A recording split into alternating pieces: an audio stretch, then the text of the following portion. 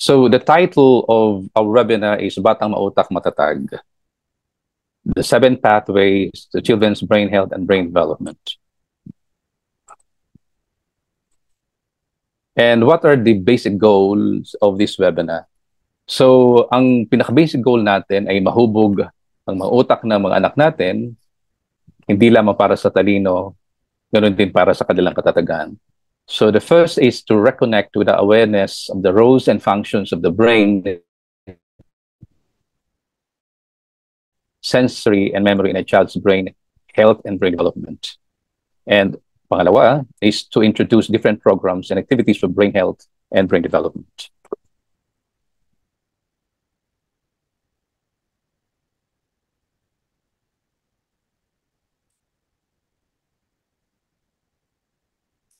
And for the content, ano yung matututunan natin within these 1.5 hours of webinar? First, we're going to introduce to you a brief introduction of what's going to happen, specifically about the brain processes. And the second is, what do we know about a child's brain? The third is the 7 pathways to child's brain health and brain development. And the fourth is, we are going to introduce to you the Batang Mautak ay Matatag programs. And the last will be the question and answer. Then after the question and answer, then we will be giving you the winners of the raffles. The 5 will be receiving the Breathe Life tool, and 1 will be receiving the coaching program, brain coaching program. So let's now jump into the introduction.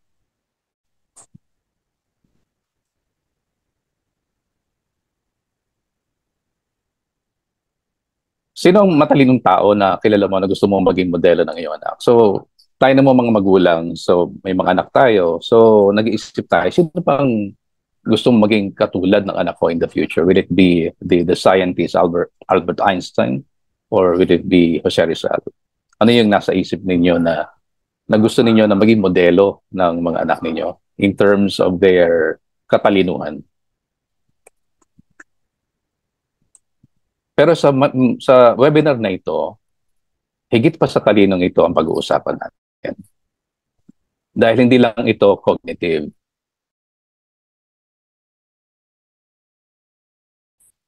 Hindi lang ito talino sa pag-iino lamang, talino ng pag-iisip.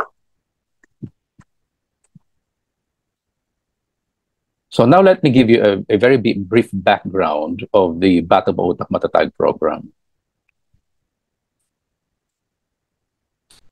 Ano ba ang pinagagalingan ng programa natin? Bakit Batang Mautak Matatag? Bakit Batang Mautak Matatag?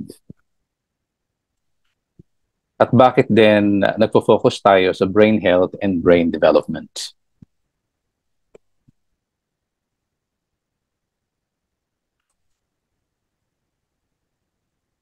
So nabuo ang programang ito unang-una sa lahat sa aking mahigit na 2 taon na pagtatrabaho with children with special needs and gifts.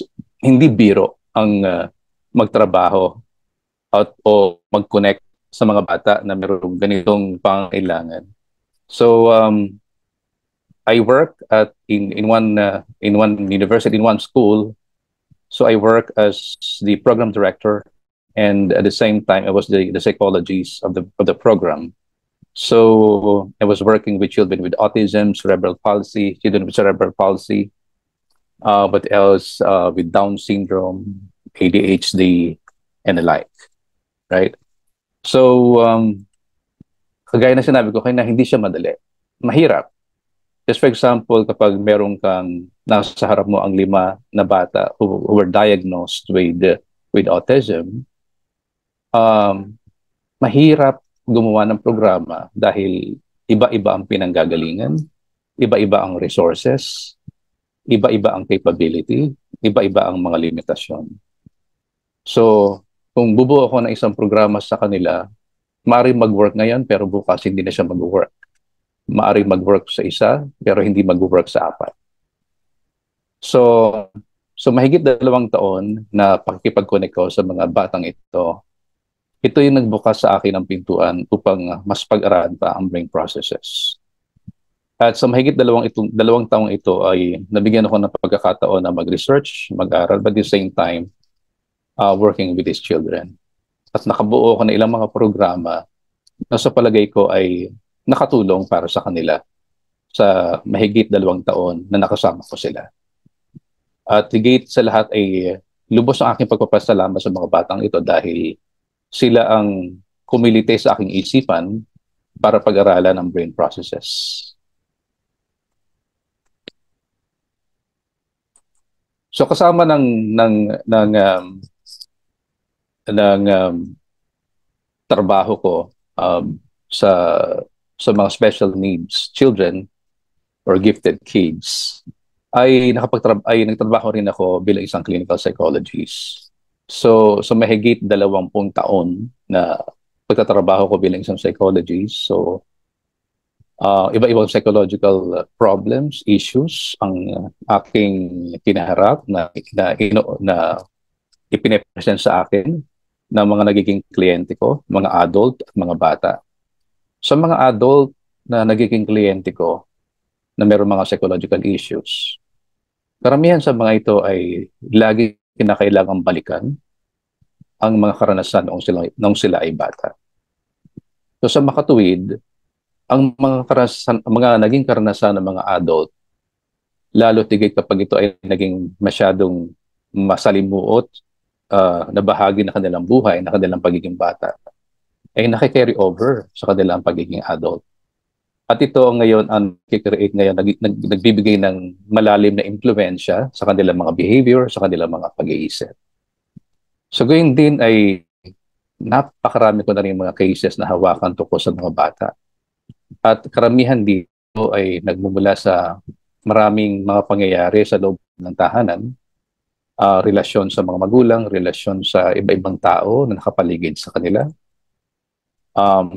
mga problema na nanggagaling sa iba't ibang klaseng environment na kanilalagyan nila. So muli sa ilang taon ng pagtatrabaho ko bilang isang clinical psychologist ay ito rin na nabigay ng pinto sa akin upang mas tingnan, upang mas mapag-aralan ang proseso ng brain sa aking trabaho bilang isang psikologista. Upang sa gayong paraan ay mas makita ko ang mga programang nangyayari sa buhay ng isang bata na nakakarry over sa kanilang pagiging adult. Sa makatuwid, sa aking karanasan, bumubuo tayo ng mga programa sa ating buhay, lalo na sa ating pagkabata. At ang mga programang ginubuo natin sa mga buhay natin bilang isang bata ay siyang nagbibigay ng napakalalim na impluensya sa ating buhay bilang isang adult. At ang sumunod naman ay yung trabaho ko bilang isang may work in teacher education. So mahigit 12 taon ay nagtrabaho ako sa labas ng bansa, sa State University ng Bahrain, University of Bahrain sa College of Education. So sa mahigit 12 taon ay nagturo ako sa mga in-service at pre-service teachers ng psychology of learning and educational psychology. At sa 12 taong ito, kasama ng pagtuturo na yon sa universidad, ay nagkaroon ako ng pagkakataon na pumasok sa mga paaralan ng Bahrain sa government school. So sa loob ng 12 taon ay naobserbahan ko ang interaction ng mga bata sa kanilang mga teachers, interaction ng mga teachers sa mga bata, mula sa teaching, learning, at assessment. So nagkaroon ako ng pagkakataon na makipag-usap, mag-obserba, magtanong, right? At at the same time, tumulong sa iba-ibang problema na kinakaharap ng mga bata o mga teachers sa loob ng classroom. At at the same time, na sa loob ng 12 taon, sa pagtuturo din sa mga teachers sa loob ng classroom sa university, ay napagduduktong-duktong ko ang mga ilang bagay na pilit kong binibigyan ng kasagutan sa proseso ng brain development and brain health, lalo na sa konteksto ng education. At sa mahigit 12 taon, as tao na ginugol ko rin sa trabaho ko sa mga special needs kids at lalo din sa aking trabaho bilang isang psychologist, ay dito ko unti-unting binuo ang programang ito. So, gusto ko ipakita sa inyo ang video na ito. Ito yung example lang ito ng scenario. Pero sa Pilipinas itong picture na ito. Pero more or less, ito ay nagdi-describe sa 12 taong karanasan ko sa classroom na pag-oobserba sa mga teacher at sa mga estudyante. So sa video na ito, habang pinapakita ko sa inyo, ay tingnan nyo mabuti kung ang teacher ba ay nakapagbibigay ng atensyon sa bawat estudyante na nasa loob ng classroom na ito. So wala po itong sound. So gusto ko lang makita ninyo ang behavior ng mga bata at behavior ng teacher habang nagtuturo siya.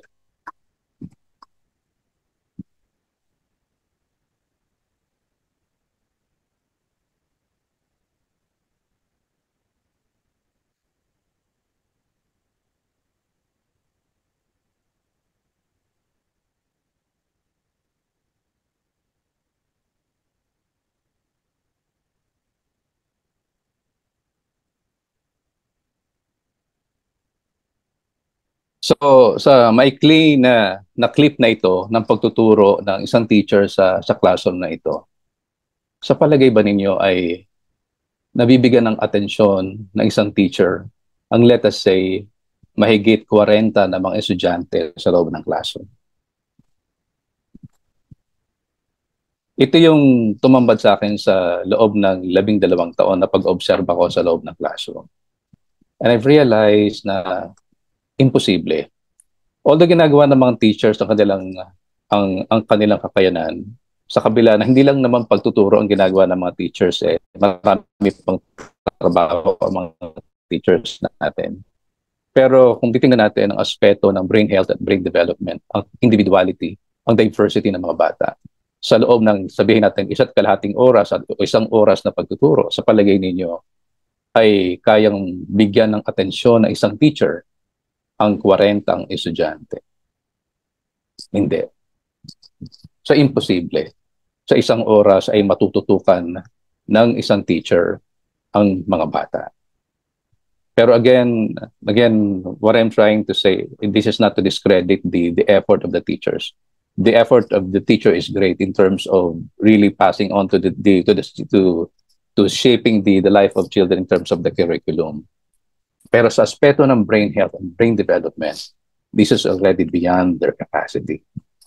Kaya sa buong taon na pag-oobserba ko, ay mas na-realize ko sa aking sarili ang napakahalagang kinakailangan gampanan ng mga magulang sa paghubog ng brain health at brain development ng mga bata. Dahil hindi ito magagawa sa loob ng classroom.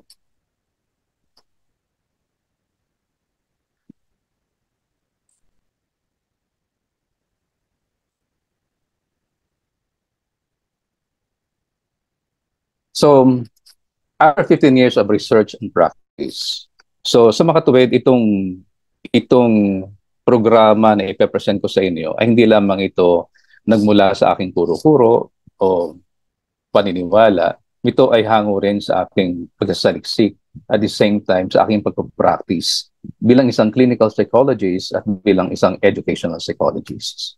So nakababad ako sa iba't ibang psychological problems ng mga bata, pero at the same time, nasubukan ko rin bumabad sa loob ng 12 taon sa iba't ibang kinakaharap ng mga bata, ng mga magulang sa teachers na may kinalaman sa brain health and brain development.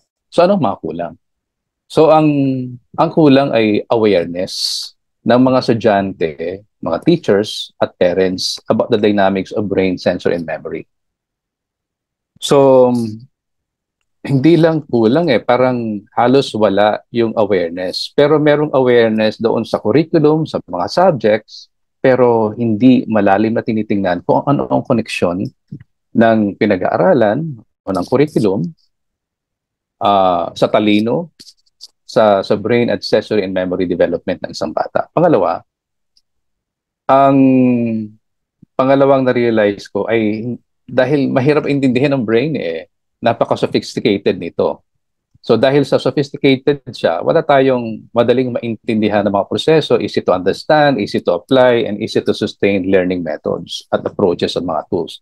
So wala tayong mga proseso at wala tayong mga gamit o mga konsepto para maipaintindi sa mga bata, sa mga magulang at sa mga teachers ang proseso ng brain health and brain development sa human development at sa konteksto ng pag-aaral ng mga bata sa school. At pangatlo, ito ay base sa aking napag-aralan na hindi bahagi ng teacher training, whether it is pre-service and in-service, ang brain development. Hindi ito bahagi ng training ng mga teachers. Alright? So, kung ang brain natin ay ay napaka-importanting proseso sa learning, sa pagtuturo, at sa assessment. So, ang napakalaking tanong ay kung paano nangyayari ang science ng learning, teaching at assessment sa konteksto ng education natin. Right? At ang panghuli, yung awareness na yung age 0 to 12 ay napaka-crucial sa brain health and brain development. Yun din yung kulang sa awareness natin sa ating mga magulang, sa mga estudyante, at sa mga teachers. Right? Sa mga teachers, basically, pinag-aaralan ito. Pero kung yung practical na proseso, kung paano tinitingnan yung brain health and brain development, iyon ang kulang. At gayon din, so maliban dito sa mga kulangan na ito, tayo ay humaharap sa iba't ibang pagsubok sa ating 21st century situation. Itong era ng ating buhay natin ngayon, sa panahon ng information, sa panahon ng mga gadgets, sa panahon ng mga internet, social media, ay very challenging ang parenting. Right? So sa mga parents na naririto ngayon, hindi ba very challenging ang parenting ngayon? Comparing siguro na 20 years ago or 30 years ago na wala pang internet, wala pang social media and the like. So definitely, the parents right now are resonating, ay nakaka-relate sa aspeto na ito, na nagiging mas complex ang mindset ng mga bata ngayon. So ito yung kaya mas kinakailangan nating mas magbigay ng atensyon sa brain health and brain development ng mga bata. So anong epekto sa mga kakulangan na ito? So kung hindi nabibigyan ng pansin ang brain health and brain development at kulang ang kamalayan ng estudyante, kulang ang kamalayan ng mga magulang at kulang ang kamalayan ng mga teachers sa proseso ng brain health at brain development. So, ibig sabihin nito, maraming mga bata ang napag-iiwanan. Right? So sa palagay ko, naririto kayo ngayon dahil ayaw nating mapag-iwanan ang ating mga bata, ang ating mga anak. Kaya naririto tayo ngayon.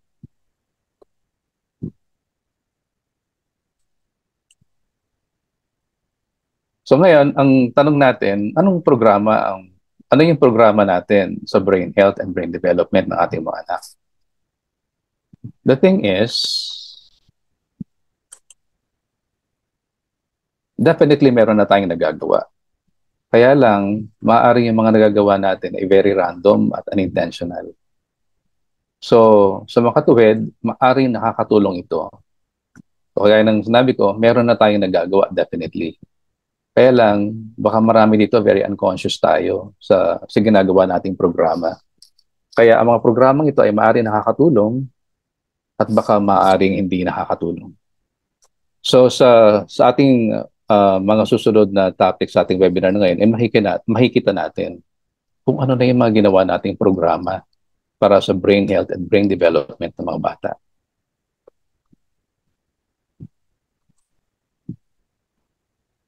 Kaya nga ang challenge ng programang ito na pinapresent ko sa inyo ngayon ay kinakailangan na maging intentional tayo at maging mindful. hindi lang ito tayo bilang mga parents, pero kailangan involved ang mga bata. Habang lumalaki sila, nag-grow sila, ay mas nagiging aware din sila sa kanilang brain health and brain development. So, hindi lang ito one-sided na programa para sa magulang para malaman natin kung ano yung dapat natin gawin. Pero, higit sa lahat, importante na mas mapalalim natin ang awareness ng ating mga anak. So, kung ang TikTok, ang YouTube, ang Instagram, ang ano pa ba, ang Facebook ay nakakahubog at nakaka-impluwensya sa development ng mga bata. Hindi ba mas ganoon din dapat ang maging effort natin ng mga parents na mas maging intentional tayo sa paghubog sa pag-nurture o sa pag-shape ng brain health and brain development ng mga bata. Alright. So, sa kabuuan na ito, sa pinanggagalingan ng aking karanasan at pag-solve na iba't ibang klaseng problema, psychological problems ng mga bata. At the same time, yung konteksto na ating kinagagalawan ngayon at konteksto ng school, ito ang dahilan kaya nabuo ang programang ito. Ang Batang Mautak, Matatag, The 7 Pathways to Brain Health and Brain Development. Now, let us get started.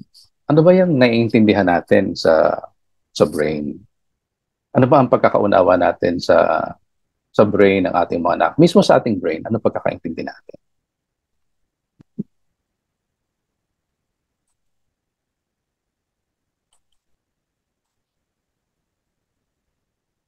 Ang brain natin ay hindi natin nakikita.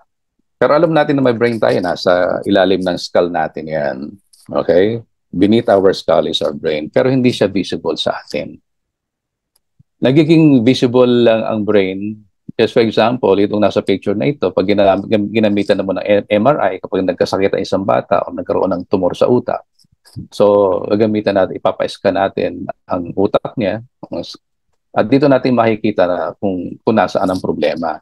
Pero kapag nagpa-MRI tayo o nagpa-scan tayo, ito lang naman na makikita natin.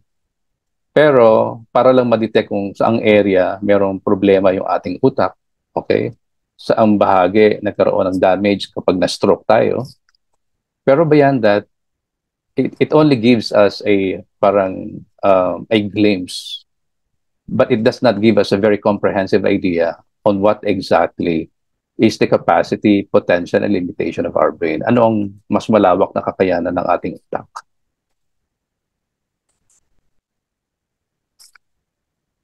So basically, the brain is responsible for almost all our human functioning. Kaya kayo nakikinig ngayon, okay? Because of the brain. Kung nakatingin kayo sa akin, gumagana ang mata ninyo, gumagana ang pandinig ninyo, it is because of the brain. You made the choice to be here, or you made the choice to stay until the end of the program, until the end of the webinar. It means the brain is working for you. Kung paano nyo pinipili ang damit na isusuot ninyo, it is the brain.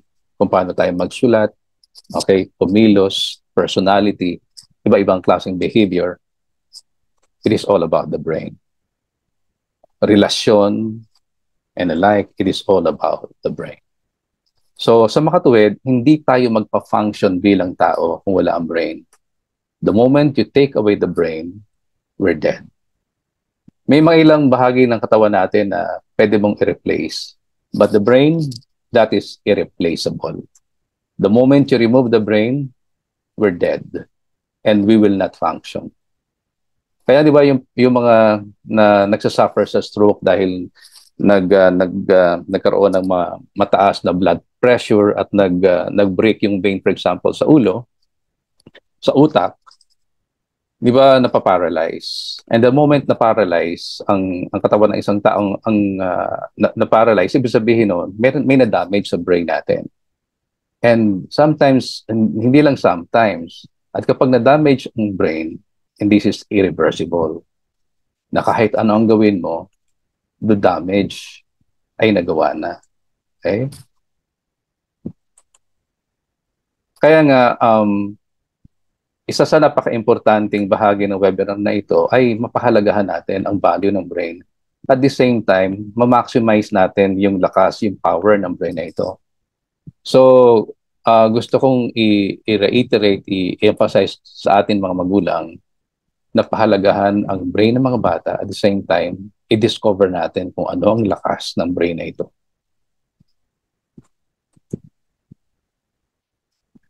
Ang brain ng bata ay napaka-fragile, very sophisticated, very complex. At the moment na magkamali tayo sa pagtrato sa brain na ito, ay maaring magbigay ito ng panghabang buhay na negative na impact sa buhay ng bata. So let me give you an example. Ito isa sa matagal ko ng case. This is not in the Philippines. All right. Just to give you an example kung ano ang pwedeng mangyari kapag na-damage ang brain ng isang bata. So pangalanan na lang natin siyang Fatima. Itong si Fatima ay grade 2 student. Noong mga ilang unang buwan, mga first 3 months, itong si Fatima ay normal na bata. Nakikipaglaro, nakikipag-engage sa classroom, gumagawa ng mga tasks, gumagawa ng responsibility, masayahin, nakikipaglaro, and the like. Nagsasabit ng mga assignment. So lahat ng kinakailangan gawin ng isang normal na bata sa classroom ay ginagawa niya. And all of a sudden, isang araw, ay pumasok na lang si Fatima na ito na yung ginagawa niya. So, every time na pumapasok siya, dinadrag niya, hinihila niya yung silya niya, yung upuan, yung lamesa niya sa harap ng wall at doon siya umuupo. Kung hindi mo siya tatanggalin dyan, so buong klase, nandyan lang siya. So, it lasted for a week before ako tinawagan ng isang teacher. Kasi sinabihan ko yung mga teacher doon na anytime na meron kayong mapapansin na nakakaiba na behavior ng mga bata at hindi nyo kayang i-handle, so you can always connect it with me para tingnan natin kung paano ito matutulungan. So, binigay sa akin ng isang teacher yung picture na ito para makita ko yung sitwasyon. So, sabi ko sa teacher, sige, tingnan natin, pag-aralan natin ang sitwasyon at bigyan mo pa ako ng ilang mga iba pang mga information tungkol sa bata. So, isa ito sa ilang pang mga behavior ng mga bata, yung halos lahat ng books niya na may mga drawing ng mga tao o mga bata, ito yung ginagawa niya.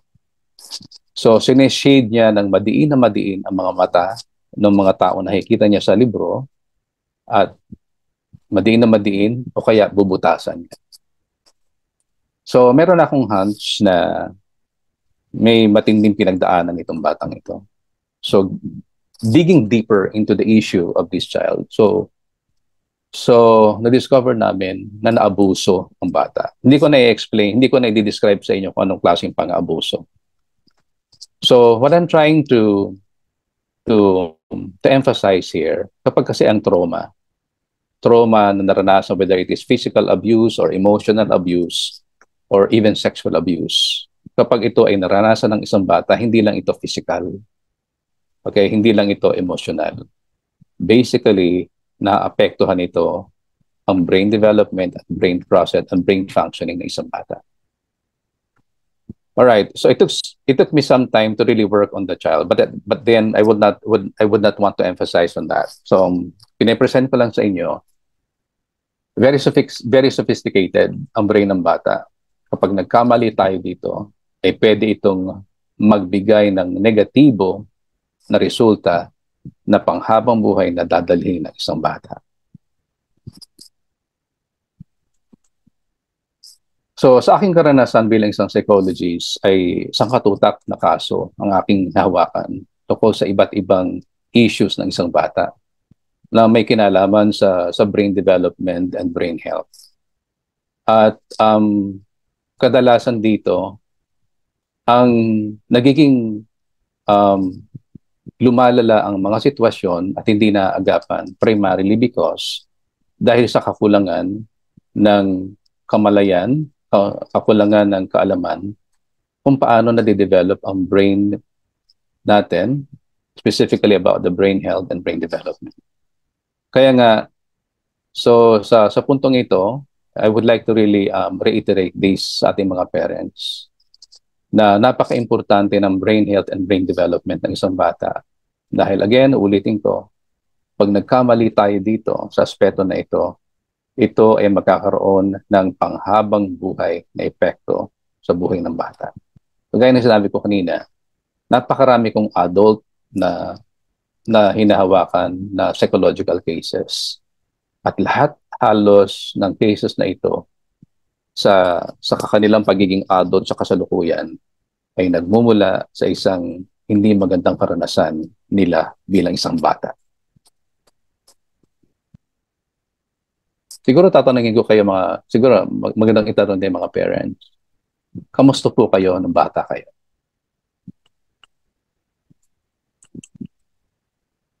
Okay, let's now go back to what is most basic in our understanding of the brain.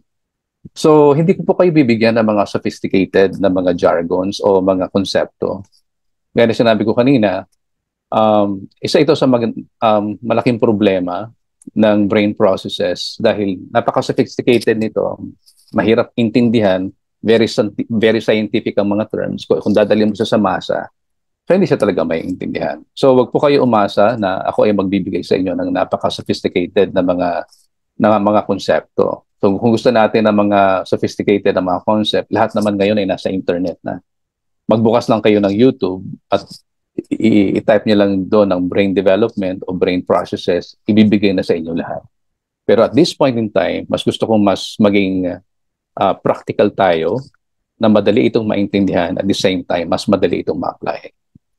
Pag sinasabi nating brain, hindi lang ito may kinalaman to sa yung physical na brain natin na sa loob ng skull natin. Laging nating tatandaan, ito ay laging connected sa sensory at memory. So kung makikita natin sa picture na ito ay binubuo ng iba-ibang bahagi ng ating human body.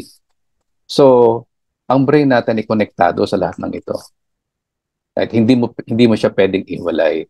So nagpa-function ang brain dahil sa sensory natin, nagpa-function din ang sensory natin dahil sa brain natin. So nakakakilos tayo, nagpa-function tayo bilang isang tao dahil din sa memory. So hindi natin ito pwedeng isa-hisayin. Ito ay very much interconnected. Ito ay magkakaugnay. So ngayon, ang brain natin is in itself very sophisticated. It's very complex. Ito ay binubuo. Kung isipin natin, ano ba yung brain natin? Alright. Ito ay binubuo ng fats, tubig, carbohydrate, salts, protein, oxygen, chemicals, blood vessels, and neurons o mga cells natin. So kung titingnan natin ang natural na elemento na bumubuo ng ating utak, hindi ba't ito rin ang kinakailangan ng ating utak para ma-nurture or maalagaan ito? Alright, we're going to look at that later on. Para lang mas magkaroon tayo ng awareness, ano ba yung compositions ng utak natin. Kaya dapat ito talagang inaalagaan at pinoprotektahan. Ngayon, ang pangalawa naman ay yung sensory natin. So madalas nating iniisip din ang sensory natin ay yung mata natin, ilong natin, pandinig natin, okay, yung bibig natin o kamay natin.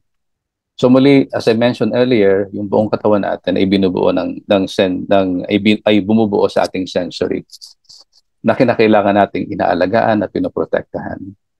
So kung gusto nating humubog na isang matalino at matatag na bata, so kinakailangan nating alagaan itong mga sensory organs na ito. Just for example, kapag ikaw ay sumobra na sa sugar mo, tumaas na yung sugar mo, hindi ba, ang isa sa mga naaapektuhan nito ay ang mata natin. Di ba nung panahon ng COVID, kapag ikaw ay dinapuan ng COVID, ikaw ay infected, hindi ba ang nawawala yung ating panglasa? So ibig sabihin nito, ang buong katawan natin ay nagfa-function ng buo. Okay?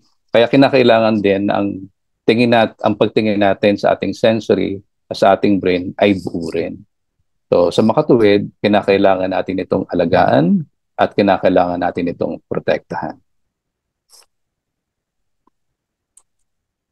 Memory. Ito yung madalas nating siguro pinag-uusapan. Mas familiar tayo dito sa memory kasi gusto nating malaman kung ano yung talino ng ating mga anak.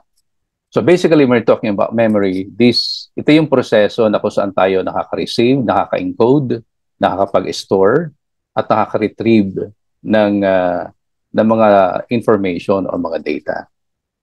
Okay? But we have to be aware na ang memory natin, hindi rin na natin nakikita. Nakikita ba natin ang memory? Hindi naman natin nakikita ang memory eh. Pero nagiging visible ng memory natin sa pamamagitan ng sensory natin. So, mas nararanasan natin ang ating memory sa pamamagitan ng ating sensory. So, when we're talking about memory, saan ba natin ini-store ang memory? Ang memory ay ini-store natin hindi lang ito sa brain, pero sa ating sensory. Just for example, paano natin malalaman ang kulay? For example, kulay red o kulay blue. Di ba? Kung brain lang ang magiging basihan, wala namang kakayahan ng brain sa kanyang sarili na malaman kung ano ang pula, kung ano ang puti o ang asul. Ito ay kinakailangan mag-connect lagi sa ating mga sensory, sa ating vision, sa ating mata. So may kasabihan nga tayo, there's nothing in the mind that does not come first in the senses. So kinakailangan dumuan muna sa sensory natin bago ito ma-store sa brain. But what I'm trying to drive at is that ang memory natin ay hindi lamang ito naka-anchor, okay, ay naka-connect. Hindi lamang ito tungkol sa brain, pero sa ating sensory. So kung titingnan natin mabuti in terms of education, kinakailangan para sa mas epektibo na resulta ng education o learning ng isang bata, kinakailangan nag-work ito in a very effective way, ang koneksyon ng brain, sensory at memory. Ngayon, saan ba natin kinukuha yung memory? Ang memory natin ay kinukuha natin sa lahat ng karanasan natin. At lahat ng karanasan na ito ay ipinopondo natin dito sa brain and sensory natin. Ngayon, ano yung mga karanasan na nagiging memory natin? Yung ating mga karanasan ay yung mga encounter natin sa mga tao. So lalo na sa pamilya, lalo na ang nanay. So tayo yung unang memory ng mga bata. So lahat ng nakakasalamuha mula sa school, mula sa community, pamilya, ito ang bumubuo ng karanasan. Environment. Ano ba yung environment? Ang environment na bumubuo ng karanasan sa school, karanasan sa pamilya, karanasan sa ating community. Itong internet na ito ay bahagi ito ng karanasan. Okay? Ang paggamit ng social media and the like ay bahagi ng karanasan. Iba-ibang klaseng information, pinanggagalingan ng information, bahagi ito ng karanasan. Ngayon, tatanungin natin ating mga sarili, mga dear parents. Anong klaseng mga karanasan ang ibinibigay natin sa mga bata? Ito ba ay mga karanasan na sa palagay ninyo ay definitely ay nagiging bahagi yan ng memory, okay, ng alaala ng isang bata? Ito ba ay bumubuo ng positibo sa kanyang pagkatao? At ngayon, itong mga memory natin nagmumula sa karanasan, ito ngayon ang siyang nagiging behavior natin. Ito ang nagiging personality natin, ito ang nagiging values natin. Ito yung mga nagiging pamamaraan natin kung paano tayo pumipili, mga choices. Ito rin ang nagiging lakas o minsan kahinaan natin. At ito rin ang nagiging basis natin sa ating mga pinaniniwalaan, mga beliefs natin. Kaya nga, kung makikita natin, magmamasid tayo, lalo na sa isang classroom or minsan sa ating community, makikita natin na iba-iba ang behavior ng mga tao, iba-iba ang personalidad. Iba-iba ang personalidad ng mga bata. So muli, ano pinanggagalingan nun? Yung mga memory. So ano pinanggagalingan ng memory? Yung ating mga karanasan. At lahat ng ito ay sinesave natin sa ating brain at sensory. So sa ating mga magulang ngayon, kung babalikan natin ang ating mga karanasan sa mga bata, kamusta na po ang kanilang behavior? Kamusta yung binubuo nilang personality? kamusta yung kanilang values, kamusta yung kanilang pagpili, paano sila gumagawa ng choice, kamusta yung kanilang strengths, at kamusta yung mga pinaniniwalaan nila. So when talking about the memory, meron din tayong mga types of memory. Maraming types, pero ito yung pinaka-basic na gusto kong introduce sa inyo. By nature kasi, parang ano yun magkakaiba pareho yung ating brain, pareho yung structure ng brain natin, pero very unique ang brain sa bawat isa.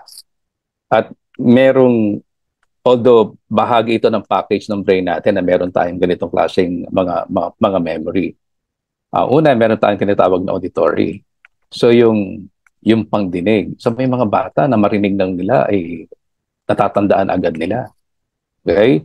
So parang hindi pa nakakaisang taon, parang nakakabigkas na ng mga salita. 1-year-old parang nakakakanta na. Okay? Meron naman mga bata na very strong kanilang mga visual. Okay? Isang kita lang nila sa ABC na card. Okay? Isang pasada lang yon. Parang 2 minuto lang. Memorize na agad nila. Then, mga bata is very much similar to tactile and experiential. May mga bata na kinakailangan mong pahawakan ng isang bagay, kinakailangan nilang maranasan. At kapag naranasan nila ito, it remains in their memory. At meron din tayong tinatawag na abstract at symbolic. Ito ang mas konkretong example nito ay yung mathematical symbols. Right? So, may mga bata na 1-year-old pa lang, 2-year-old pa lang, alam na agad ang basic mathematics.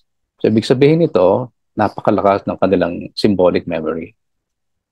So, ngayon, meron mga bata na pinanganak pa lang at the early age of their life, lahat ito bukas lahat. Lahat ng klaseng memory, bukas lahat. Pero hindi lahat ng bata ay ganon. Just for example, for myself, as early as grade 3, alam ko na hindi ako magaling sa symbolic sa symbolic math.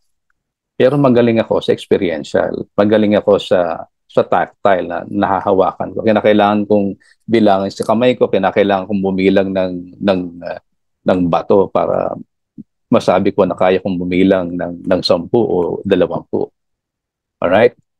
Kaya nga, ang importante nito, minamahal ng mga magulang, ang mga bata ay nagmamanifest na sila sa kanilang mga kakayanan. At nagmamanifest na rin sila, nagpapahayag na rin sila, dito sila medyo limited at dito sila malakas.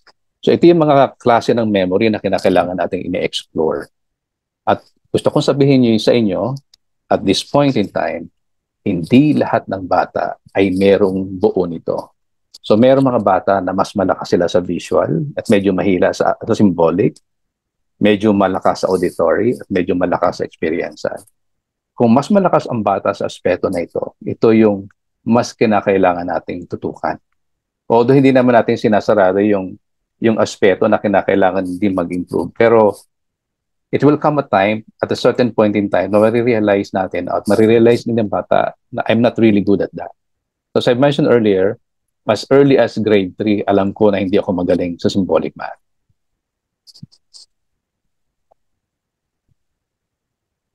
Alright.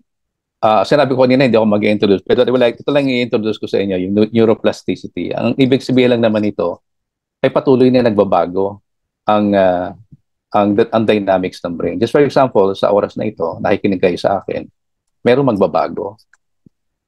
Merong magbabago sa proseso ng ating pag-iisip. Merong magbabago sa daloy ng ating mga neurons sa ating utak.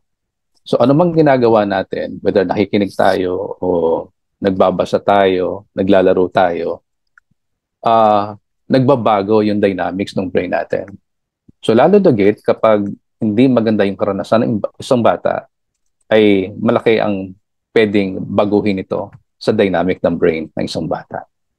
So what I'm trying to point out is that as much as possible, we provide children the positive experiences as much as we can. Isa sa napaka-importante na dapat nating tandaan in terms of the development of the brain, sensory, and memory, na iba-iba ang kapasidad, potensyal, at limitasyon ng bawat bata. So, gaya na sinabi ko kanina, parehong structure ng brain natin. Pero by genetics or by the environment na ginagalawan natin, nag-iiba-iba ang kapasidad, potensyal at limitasyon ng mga bata. So katulad ng nasa picture na ito, is for example, sabay-sabay ko sila natituruan. So from the start, hindi sila marunong. Sabay-sabay ko lang situruan. Sa palagay nyo, pagkatapos ng isang oras, sabay-sabay silang matututo? Absolutely not. Alright? So maaring merong isa na matututo o dalawa na madaling matututo after 1 hour, pero merong ilan na mapag-iiwanan at merong ilan maaring hindi na matuto. Alright? Because of many other conditions. Kaya nga, importante, hindi lang ito sa school, hindi lang ito sa pamilya, lalo't higit kapag may ilan tayo mga anak. So wala tayong dahilan para magkumpara ng mga bata.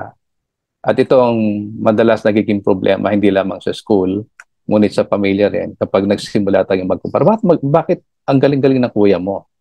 Bakit mabilis siyang matuto? Bakit ikaw hindi? Bakit siya laging honor? Ikaw hindi. Because primarily, it is because the capacity, potential, at limitation. At iyon yung kinakailangan nating ma-discover sa ating mga anak. So kinakailangan nating ma-discover ang kanyang natural na kakayanan, natural na potential, at ganun din ano ang kanyang mga limitasyon. Kaya mga bata, for example, yung sinabi natin kanina na medyo mahina yung kanyang symbolic na memory, kapag pinush natin ng pinush at hindi natin namamalayan yung kanyang limitasyon, malaking damage ito. Hindi lamang sa kanyang pagkilala sa kanyang sarili, pero hindi niya na mamimit yung kanyang yung kanyang totoong kapasidad. So kung ang kapasidad niya pala ang mas malaking kapasidad niya, kung natin kapasidad, ito yung strength niya. Pag sinabi natin potential, ito yung potential na maging strength ng isang bata. Alright? So kung ang kapasidad niya pala ay very visual siya, iyon ang napakahalaga na natingnan at i-develop. So muli, related to what I've mentioned, the brain sensor and memory ay very diverse, magkakaiba. Right? At ang pagkakaiba nito ay nagmumula sa genetic and environmental differences.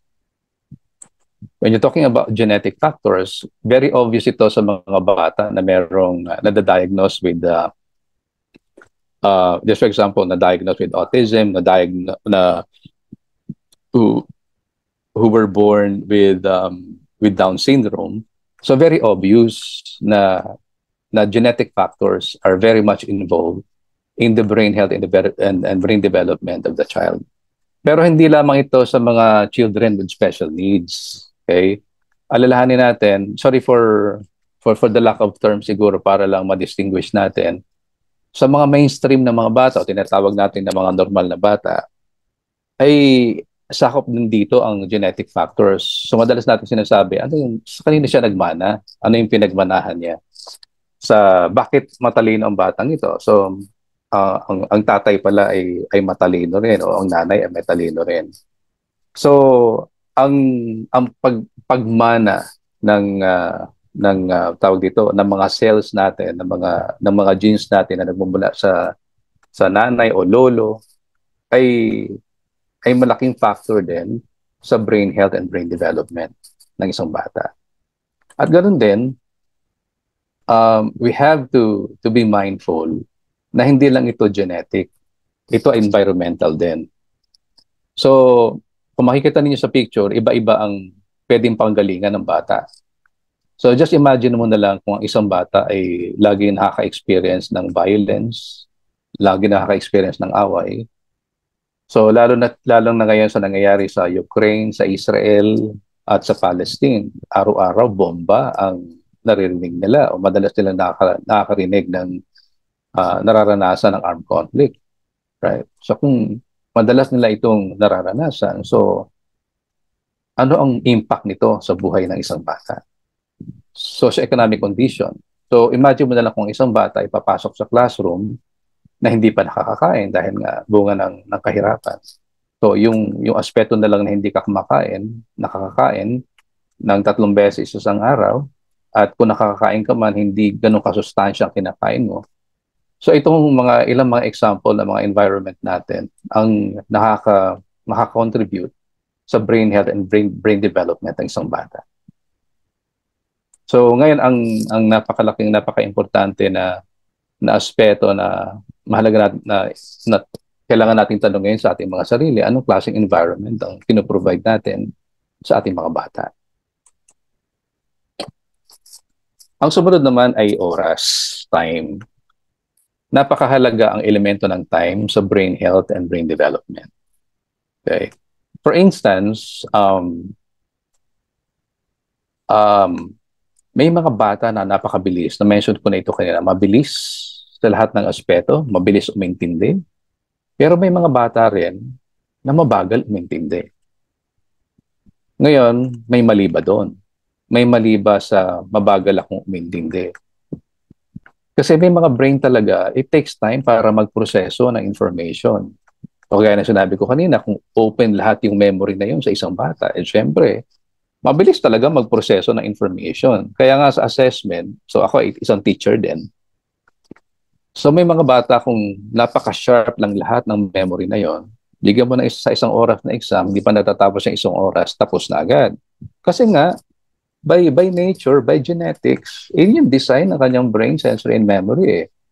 Pero we also have to be mindful na mayroong mga bata rin na nagpo-proseso mo na mabagal ang pagkilos ng kanilang mga neurons, ng kanilang mga cells sa utak. At madalas, hindi natin ito naiintindihan. Kaya ang nagsasuffer, yung mabagal magproseso. But again, we have to be mindful na iba-iba ang dynamics ng brain, sensor, and memory in terms of the learning. Kaya huwag tayo masyadong mamumroblema kung nahuhuli ang ating mga anak. Minsan kinakailangan lang natin talagang bigyan siya ng mas marami pang panahon para maintindihan. Kasi minsan ginagawa natin parang pressure pine-pressure natin ang isang bata na sa ganitong panahon ay dapat tapos na. Okay? So ang nagbe-benefit again gaya na sinabi ko kanina, ang nagbe-benefit lang nito ay yung mga bata talaga na bukas talaga lahat yung kanilang yung buong memory nila at napakalakas nila doon. Pero may ibang mga bata na nagde-develop pa. At iba-iba yung timing ng development ng mga bata in terms of the brain health and brain development. Alright. So, related to the time, kaya nga yung ages na 0 to 12 ay napaka-crucial. Kasi ito pa lang yung panahon na nagbi-build up yung ating brain. Nagko-connect yung ating mga neurons at mga cells. Nagbi-build up na mga proseso. Kaya nga ito yung age na it's either you make it, you create it, or you break it. It's either you're creating what you call this, a very positive human being, or you're creating a monster. Kasi ito yung napaka-importanting pundasyon ng ating mga anak. That is why bago pa sila mag-high school o bago pa sila mag-college, ito yung napaka-importanting pagtuunan natin ng pansin.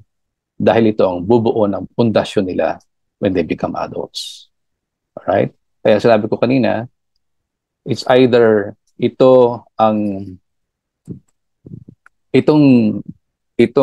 time na ito na kanilang buhay, itong age na ito mula 0 to 12, ito yung magpapatatag sa kanilang pagkatao o ito yung sisira sa kanilang pagkatao na babaunin nila sa kanilang pagiging adult. This is just a side issue. I just remember merong isang research na pinagawa ko sa isang estudyante ko when I was teaching in a grad school. Isa siyang police, so is assigned in the correctional. So sabi ko sa kanya, this is a very interesting. Sabi ko sa kanya, can you look at the childhood experiences na nandoon sa kulungan? So napakalaking porsyento na nandoon sa kulungan ay nagkaroon ng hindi magandang karanasan bilang bata. So kung makikita natin yung malalim na pundasyon ay hindi na ibigay sa mga nandoon sa preso. Ini-imagine ko lang kung paano kaya kung nagkaroon ng malawak na orientation ng mga magulang nito at yung mga batang ito nung sila ay bata pa ay nagkaroon ng mas malawak na orientasyon sa brain health and brain development. Marahil ay nabigyan sila ng mas malaking options kung paano i-manage ang kanilang katatagan ng kanilang pagkatao at kanilang talino. Alright, related to the time, lalo na sa mga nanay na naririto ngayon, but the fathers also have to be aware about this, na yung ating brain health and brain development ay nagsisimula sa sinapupunan ng ating mga nanay. Actually, the fusion of the cells, okay? Yung sa sperm pa lang, sa kaeg, ito na yung simula eh. Kasi kung may problema itong cell ng tatay, may problema rin yung cell ng nanay, okay? May tawag dito, may history of psychosis, may history of psychosis. So definitely, ang resulta nito ay malaki yung may chance na mag-develop din ng psychosis yung bata. Alright? May sakit na ganito yung tatay, may sakit na ganito yung nanay. So most likely, kapag nag-fuse itong dalawang cells nito, most likely, by genes, by genetics, matatransfer doon sa bata. But on the other hand also, sa sinapupunan ng nanay, dito pa lang nagbi-build up na tayo ng brain health and brain development. Because the child in the womb is very much connected to the mother. So yung emotion, yung kinakain, yung stress level, yung ibang mga pinagdadaanan o ibang dinadala ng nanay, ay very much connected. Kaya hindi ba pinapanganak yung bata, ay marami nang minsan nagkakaroon ng komplikasyon. But on the other hand also, kapag ang nanay naman ay tatay din, ay very positive nilang inaalagaan yung bata habang nasa sinapupunan, ay malaki ang tawag dito, ang oportunidad ng bata na ma-develop ang kanyang brain na mas positibo. Kaya lagi ko rin nire-remind yung mga tatay na kapag nagpupuntis ang mga asawa nila, na huwag nilang problemahin, huwag nilang i-stress. Kasi yung stress ng nanay ay very much connected din ito sa mga bata. So imagine na lang yung kung napakataas ng stress level at very much connected ito sa bata. So imagine mo na lang kung ano yung epekto nito sa bata.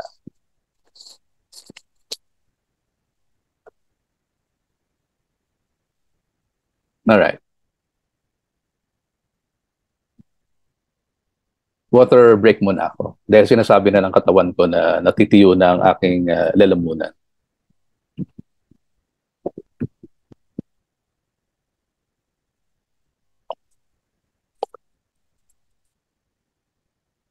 Alright.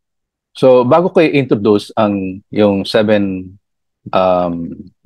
pathways, isa sa napaka-importanting tatandaan natin, nagpo-form tayo ng habits in the brain, sensory, and memory. Pagkatandaan natin ito. At madalas, merong later on, may mga habit na napo-form ang bata na hindi positibo.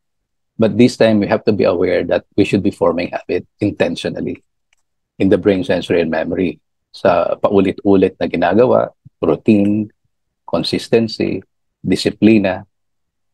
At kapag gusto nating ulit-ulitin ng isang bata ang isang bagay, just for example, ang pagpa-play ng piano, kailangan meaningful ito at pleasurable. Hindi ito pinipilit, hindi ito pinapwersa. So kailangan magustuhan ito ng bata. At katapusan, nagkakaroon ng mastery.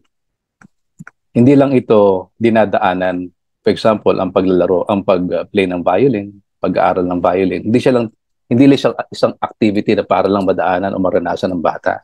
Pero importante, kung gusto natin maging lasting ang pinag-aralan ng bata, kailangan magkaroon ng mastery doon sa pag-perform ng habits.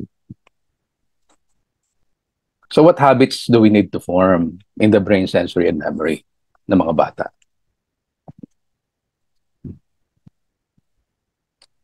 So yung pag-form ng habits in the brain, sensory, and memory of our children, sisiguraduhin lang natin ito ay susuporta. Yung mga habits na i-form natin ay magre-resulta sa brain health, brain development, mas positibo na academic performance, at napaka-importante din ang katatagan ng pagkatao. Kasi ito yung madalas na may-missed out eh. Maraming mga magulang ang pinupush masyadong academic performance pero nawawala naman yung brain health, brain development. At ganun din, napaka-importante, nawawala yung katatagan ng pagkatao. So marami na ako naging kliyente ng mga adult na matatalino. Pero ang naging problema, Kaya nga sila lumalapit sa akin na miss out. So sobrang talino, pero na miss out yung katatagan ng pagkatao, na miss out yung brain health, na miss out yung brain development. So hindi miski yung kanyang talino na the very academic lang ay hindi kayang isave minsan ang isang relasyon o minsan ang pagbuo muli ng kanyang buhay. So yung pag-form ng habit ay parang pagbabike. Siguro marami sa inyo nakapag-bike na. Miski nung bata pa kayo, pero pag nag-ride kayo ng, for example, natuto kayo mag-bike noong 7 years old kayo, 12 years old kayo, alright? Pero huminto na kayo sa pagbabike after so many years. Pero bumalik kayo pagbabike siguro noong mga 30 years old na kayo, pero marunong pa rin kayo. So ibig sabihin nito, yung mga habits na na-form natin nung bata tayo sa pag-ride ng bike ay nanatili kasi kapit na kapit sa ating buong sensory at memory yung habit na yon. Kaya kinakailangan sa pag-form ng habit, kagaya na sinabi ko kanina, it has to be very intentional. So kinakailangan planuhin. So kinakailangan ito maging systematic at maging sustainable at maging measurable. So kung gusto nating mas ma-develop yung brain ng bata, at mas maging healthy ang brain ng bata, so meron tayong kinakailangan na pruweba sa kanyang development.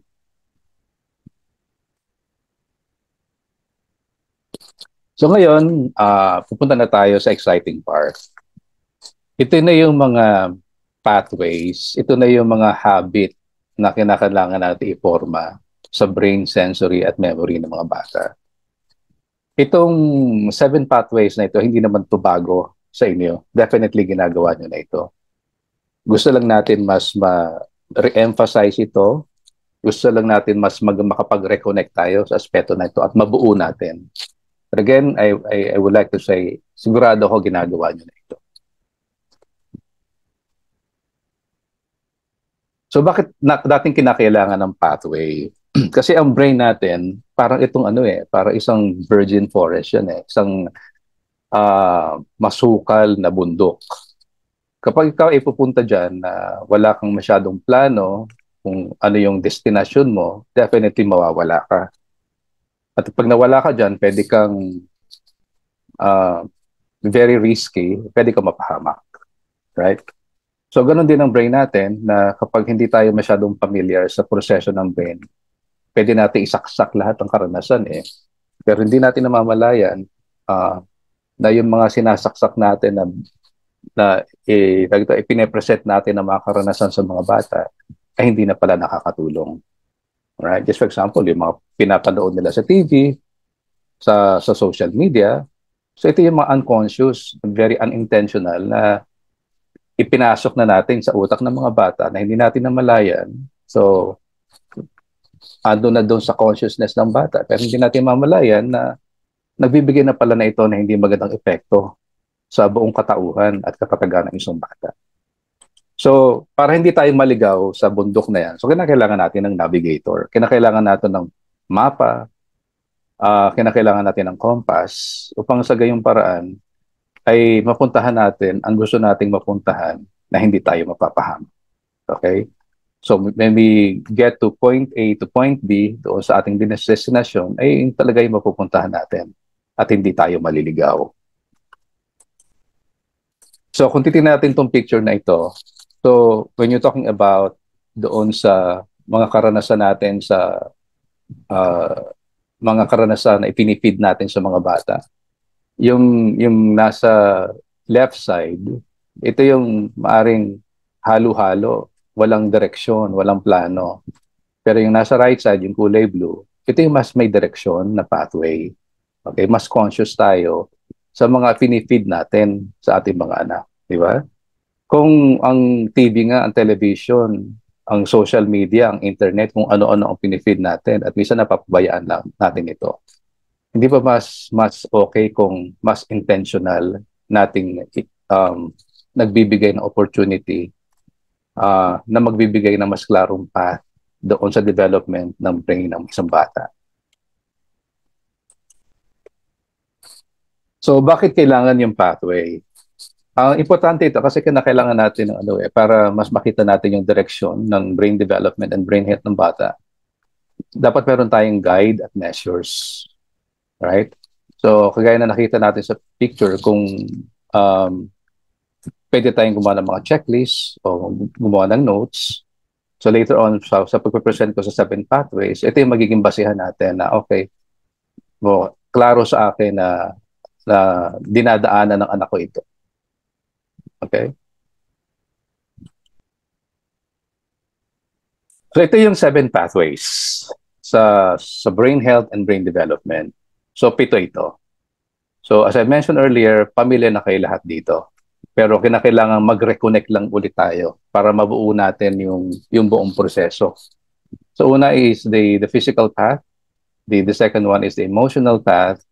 The third one is the social path. The fourth is the cognitive pathway na mas familiar tayo. And the fifth one is the communication path. The sixth is psychological path. The seventh is spiritual path.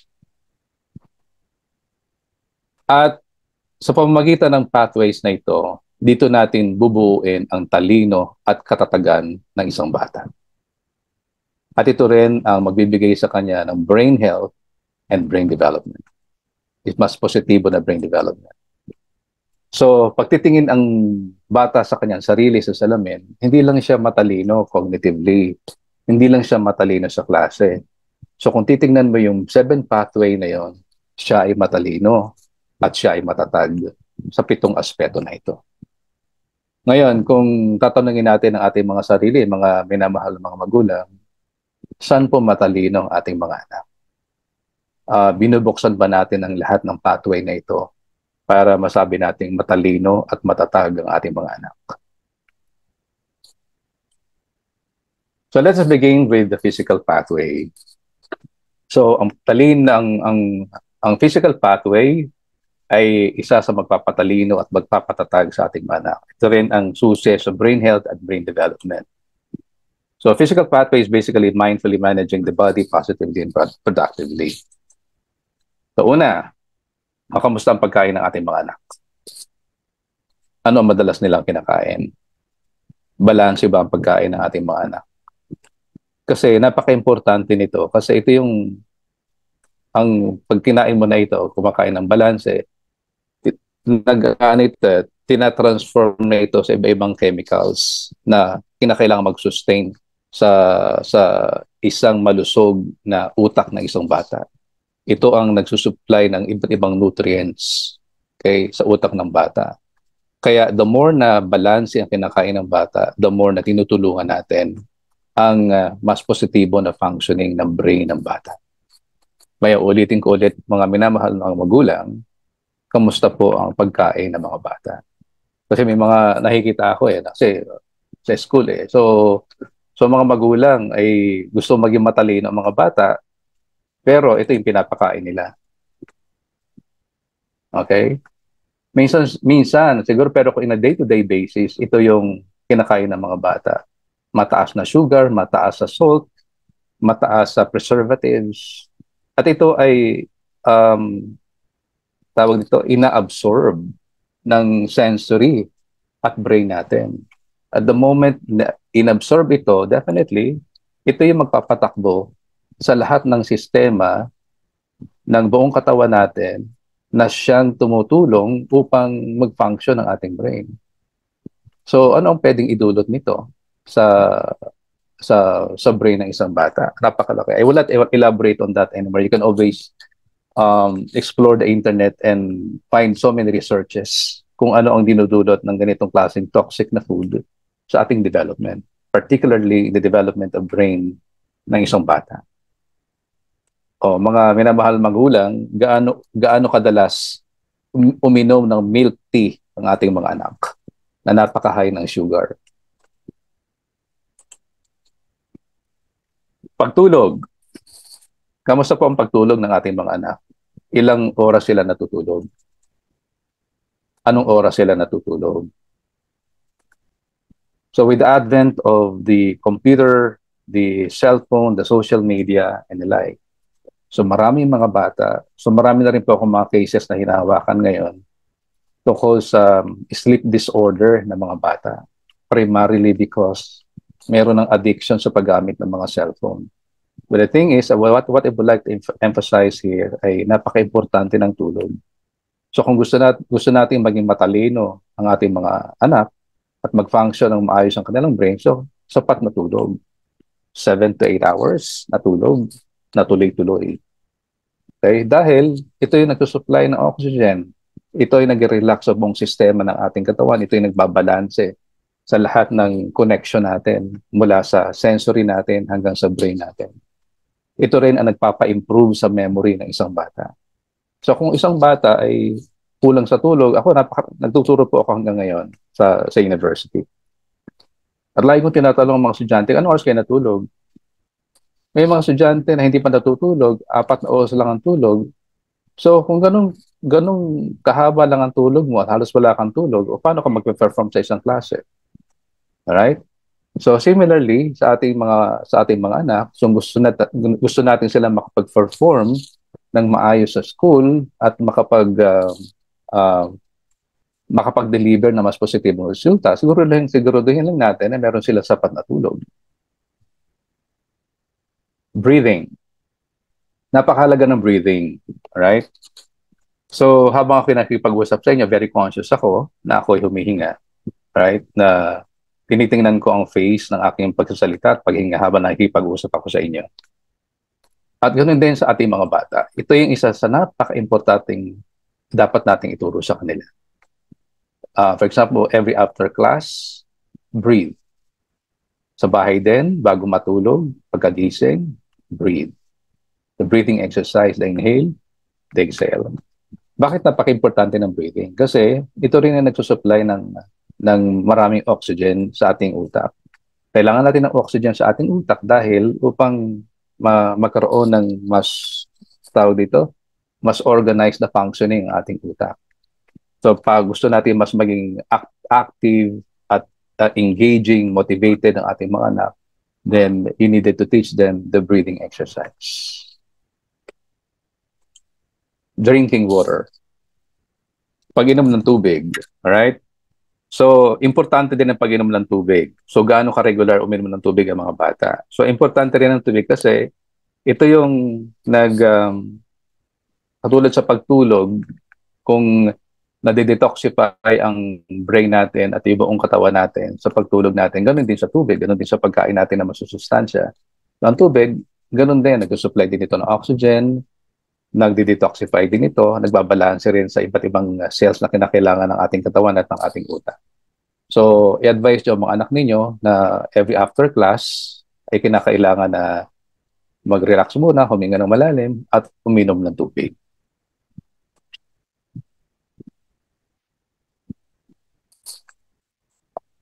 So, kung kayo ay medyo napapagod na makinig sa akin, pwede na kayo uminom ng tubig at huminga rin ng malalim para maging makolek niyo ulit yung inyong mga sarili at makapag-focus kayo sa akin.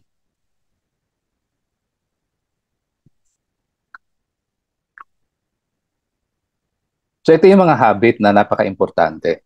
Okay? Alright, so with the advent of the gadget, mga cellphone, so kumusta po ang mga anak ninyo sa paggamit ng mga gadgets? Ito ay importante naman in terms of communication. Pero kapag hindi ito nabibigyan ng tamang orientasyon o tamang pagkilala o tamang mindful understanding kung paano ginagamit ang cellphone, ay maaaring hindi din ito makatulong sa proseso ng physical na aspeto ng ating mga anak. So again, ang tanong is, paano gumagamit ng cellphone sa mga bata ang mga anak natin? Sila ba ang nagko-control o sila ang kinokontrol ng mga cellphones na ito? Then, of course, we do physical exercise similar to the food, similar to the water, similar to the sleeping. Physical exercise is also very helpful in terms of brain health and brain development.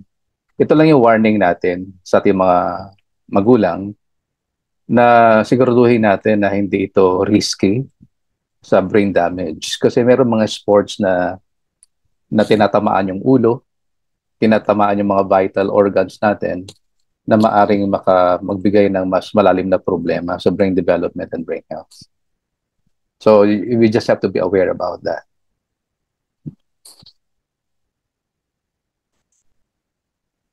And lastly, yung body perception. Ano yung ipinapakilala natin sa ating mga anak tungkol sa pagtingin nila sa kanilang katawan? Payat ba ako? Maputi ako? Maitim ako? Pandak ako? Matangkad ako? Or pango ang ilong ko? Matangos ang ilong ko? Maganda ang mukha ko? Pangit ang mukha ko? Maraming mga bata ang nagde-develop ng maraming anxiety dahil sa pagtingin nila sa kanilang katawan. Ano yung orientation na ibinibigay natin sa pagkilala ng isang bata sa kanilang katawan? Okay, second. So, natapos yung unang katatagan at unang talino, yung ating physical pathway. Ang pangalawa naman, kung gusto natin maging matatag at matalino ang ating mga anak. So, isa sa mga habit na kinakailangan nating form ay yung emotional pathway. Emotional pathway is about mindfully managing diverse emotion positively and productively. At madalas, dito tayo nagkakaroon ng mga problema sa pag-manage ng ating mga emotion. Tayo mga adult na naririto at nakikinig ngayon, paano natin paano natin minamanage ang ating mga emotion katulad ng galit, katulad ng lungkot, katulad ng frustration. So, early in the life of children, importante rin na maipakilala natin sa kanila, ma-orient sila, maturuan sila, at makapag-form ng habits kung paano ma-manage ang mga emosyon. Mga emosyon tulad ng, so we need to teach how to manage negative emotion. Katulad, ano yung mga negative emotions? Lungkot, takot, frustration, at galit. At madalas, ito yung madalas na sumisira sa sarili at sa relasyon din kapag hindi na ma-manage ng maayos ang emosyon. So the first is children have to understand their negative emotion. So pagpapaintindi, ang mga bata mismo kinakailangan nilang maintindihan kung bakit ko ito nararamdaman. Bakit ba ako frustrated? Bakit ba ako nagagalit? Bakit ba ako nalulungkot? Hindi ito pinababayaan. Ito ay kinakailangan maintindihan. Bakit kinakailangan maintindihan? Kasi kapag hindi ito naintindihan at hindi ito nagabayan, ang mga bata ang gagawa ng sarili nilang interpretasyon sa kanilang mga nararamdaman. At maaaring ang mga interpretation nila sa kanilang nararamdaman ay maaaring hindi makatulong sa kanila. So bilang mga adult, kinakailangan gabayan natin ang pag-intindi sa mga emosyon. Pangalawa, children have to express their negative emotions in positive and productive ways. So ano man ang kanilang nararamdaman, lalo na ang galit, frustration, sadness, alright? Or ano pa ba? So yung mga yon, importante na ma-express ito. Ma-express ito na hindi kinakailangan makapanakit ng kapwa o masaktan ang sarili. So, sa inyong karanasan, mga minamahal ng mga magulang, paano ine-express ng mga anak natin ang kanilang mga emosyon, lalo na ang mga negative emotions?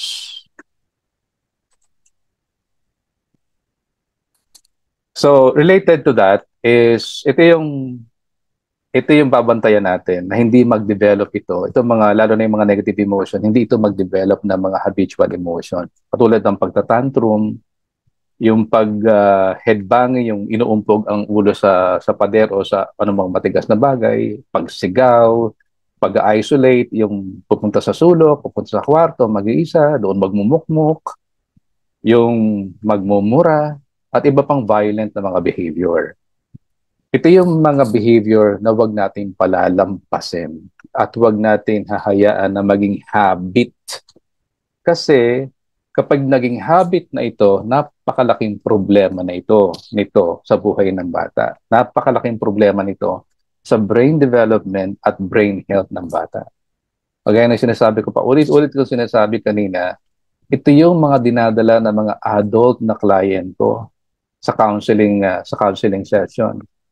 Yung mga naging habit nila, pagsigaw nila, pag-isolate nila, is for example, yung talking about isolation, pwede siyang ma-develop bilang isang malalim na kalungkutan o tinatawag nating depression. So, yung mga, for example, ang isang adult na nagiging suicidal, hindi lang ito naging suicidal dahil nagkaroon ng problema kahapon. Okay? O na heartbreak lang. Pero ito ay mahabang proseso kung bakit siya umabot doon sa suicidal na yon. At maaaring ito ay bunga na rin ng development niya bilang isang bata na napabayaan, na naging habit na lang ang pag-isolate, na kapag may problema, sinasarili at nag-create ng sariling interpretasyon. So kapag napapansin natin ang ating mga anak sa ganitong sitwasyon, maaga pa lang, agapan na natin para hindi maging habit. But very importantly, na sila mismo ay maturuan para mag-regulate nito, para mag-manage mismo ng mga behaviors na ito. Alright, stress can destroy the brain. Kamusta po lalo po sa ating mga parents, lahat naman tayo nakaka-experience ng stress, lalo sa trabaho. Alright? Lalo na minsan sa pamilya, nakaka-experience tayo ng stress. But we have to remember, kung ang stress man ay nagdudulot ng negative na resulta o positive na resulta, nakakagawa tayo ng mga dapat nating gawin. But we have to remember, stress is stress. Sinisira nito ang buong pagkabalanse ng ating mga sarili at ng ating katawan. Balanse ng ating mga cells, balanse ng ating mga neurons sa ating katawan. Kaya kapag gumaganya na ang anak natin sa table niya at hindi niya na maintindihan, sabihan mo muna, take a 15-minute break, pagpahinga ka muna, relax ka muna.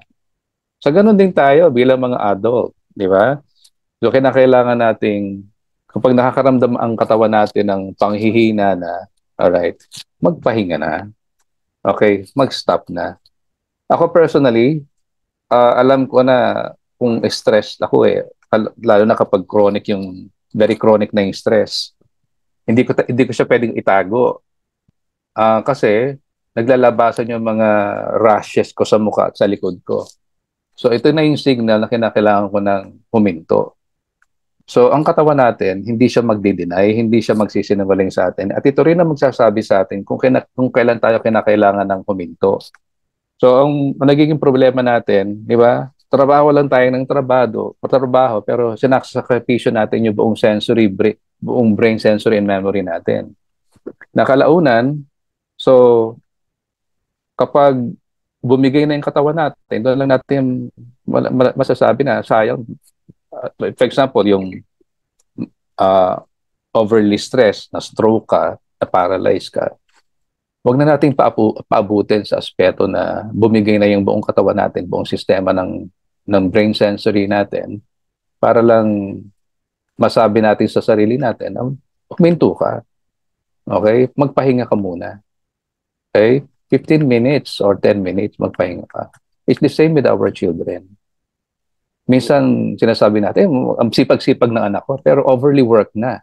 Okay? Lumampas na doon sa tinatakdang yung pagpoproseso, yung dynamics ng brain natin. Kasi ang katawan natin kailangan magpahinga. Ulitin ko ulit, kapag nasa ganitong sitwasyon ng mga bata, patigilin muna natin.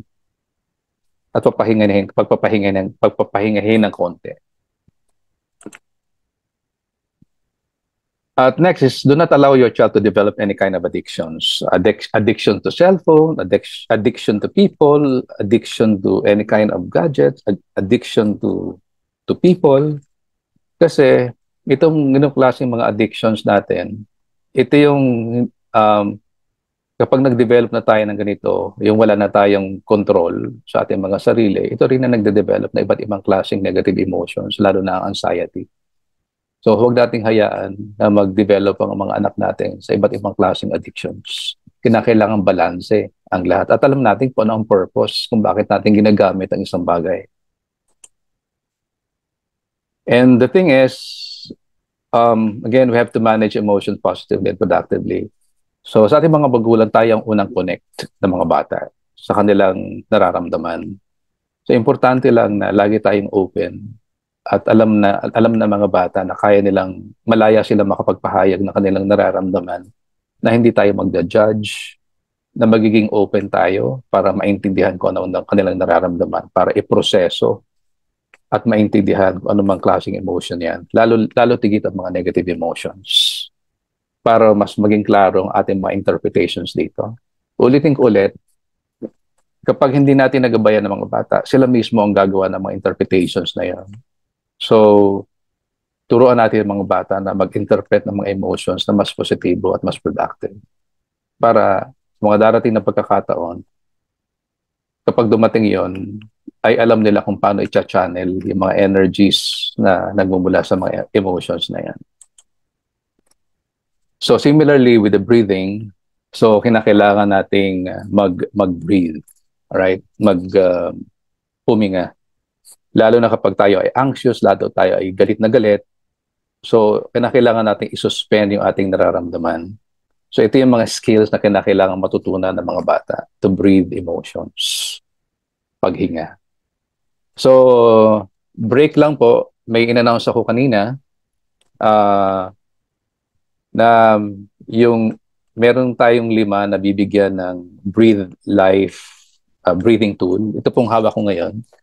Usually kapag sa mga bata, nagbibigay ako ng therapy sa mga bata o mga adults, lalo na kapag very anxious, right? Hindi kaya mag-control ng mga emosyon. So, binibigyan ko nito ng breathing tool na ito. So, parang ito reminder lang na kapag very anxious sila o stress sila, so they needed only to take a break or 1 minute or 2 minutes and make use of this tool to take a breath, to breathe. So yung announcement ko kanina, so 5 sa inyo na umatin ngayon ay magkakaroon ito. Okay, so pipiliin natin sila randomly mamaya. So kinakailangan yung ibibigay natin ito at the end of the webinar. At ganoon din, ang in-announce ko rin na isa sa inyo ang magkakaroon ng opportunity na maka-attend ng libre doon sa ating brain coaching program.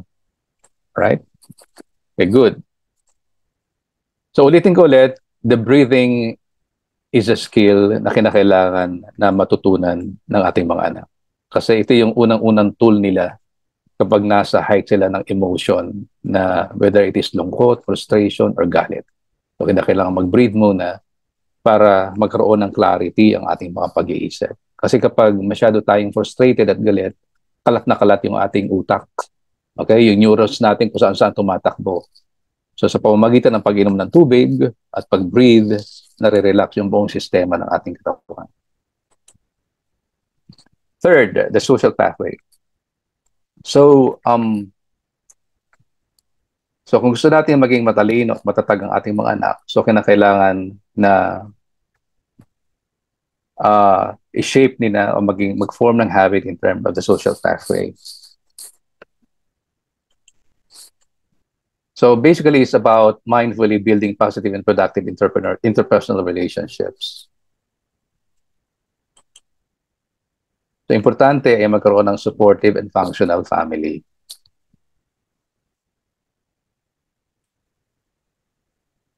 At importante ay magkaroon ng mindful quality presence.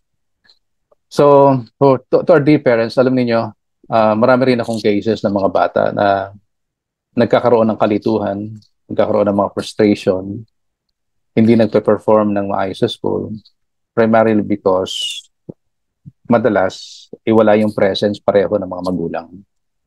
So may mga nagtatrabaho abroad, lalo na yung sinasabi ko kanina, yung age of development ng isang bata, yung formative age ng bata, kung yung panahon na yun ay wala pareho yung mga magulang. So doon nagkakaroon ng void, parang nababakante yung buong proseso ng paglago ng isang bata. At ito rin na nag-create ng napakalaking problema sa brain health and brain development. So yung mga setbacks ng isang bata na nanggagaling sa hinahanap na relasyon, okay, minsan ay inyong dinadala sa school kaya hindi nakapag-perform na maayos ang isang bata. Na sisiguraduhin natin na napapalibutan ang ating mga anak ng very protective at respectful na community. Because whether you like it or not, hindi lang tayo ang influence ng mga bata, at Ganun din ang mga tao nakapaligid sa atin. Siguruduhin lang natin na yung mga tao nakapaligid sa mga bata ay magbibigay din ng proteksyon at respeto sa kanya. At isa sa mga importante na matutunan ng bata ay makipag-connect in a more positive and productive.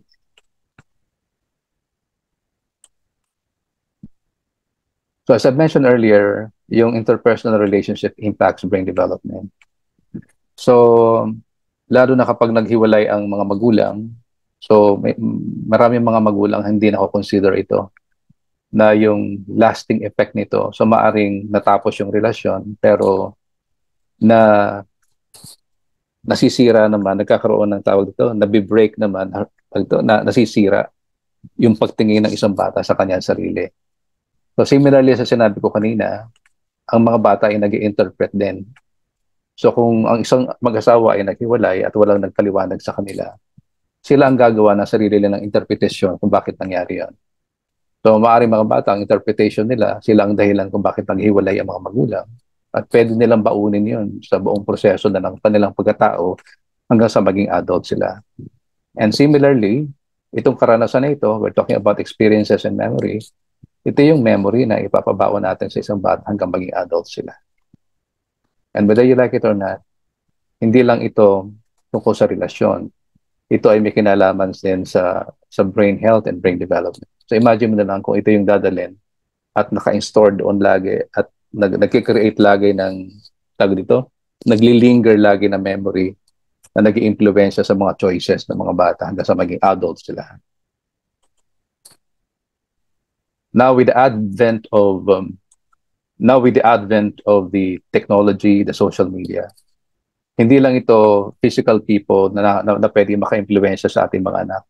So we also have to be aware and be aware kung sino ang pwede maka-impluwensya sa mga bata. With the TikTok, Facebook, Instagram, di ba? So, iba-ibang influencers ang kinakaharap ng mga anak natin. Ngayon, paano natin itinuturo sa mga bata kung paano tanggapin ang ganitong klaseng influences? So whether you like it or not, in one way or another, nakaka-influence na nito sa pagtingin nila sa kanilang sarili. At yung pagtingin nila sa kanilang sarili ay siyang ding gagamitin nila na memory nila sa pagpapatakbo ng kanilang buhay. Then the fourth is the cognitive pathway. Medyo familiar tayo dito. The cognitive pathway. So basically, it is about mindfully solving simple and complex problems, creative and critically. So, ang importante lang dito ay ma-shape natin yung galing ng ating bata na maging active learners sa pamamagitan ng pagtatanong. So, may mga magulang na pag nagtatanong ng bata, huwag kang mga magtanong, tanong ka na doon, masyado kang mausisa. But basically, that is a good thing. So, huwag nating hihintuin ang mga bata kung nagtatanong sila. And much more, kapag nasa classroom naman, lagi nating i-orient ang mga bata, lagi magtanong. Na wag lalabas ng classroom na hindi nila naiintindihan. Kaya kailangan magtanong. Is to be engaged in classroom also. Siguraduhin natin na nag-engage ang mga bata sa classrooms nila. That ang mga bata natin ay they keep on exploring. Laging nagtatanong, laging naghahanap, nag-uusisa. And they become problem solvers. Yung mga maliliit o malaking problema na kaya nalang ipasolve natin sa kanila. And train them on the different patterns of thinking. Magtanong kayo sa mga teacher yung tinatawag na Bloom's taxonomy. Iba-iba yung patterns ng thinking eh. So, mahalaga na ma-introduce natin ang ilang patterns of thinking. And the passion for knowledge. Okay? Is the passion for knowledge. And they become independent thinkers.